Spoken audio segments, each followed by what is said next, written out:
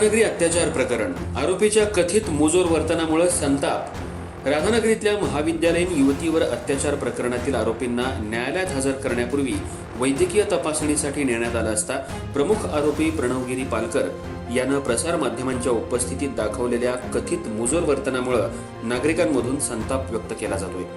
प्रकरणाची गंभीरता लक्षात घेता आरोपींकडून अपेक्षित असलेल्या वर्तनाऐवजी प्रसारमाध्यमांसमोर बिनधास्तपणे वावरताना दिसल्यानं विविध स्तरातून तीव्र प्रतिक्रिया उमटत आहेत। अनेक नागरिकांनी सोशल मीडियावर तसंच सार्वजनिक चर्चांमधून या वर्तनाचा निषेध नोंदवलाय।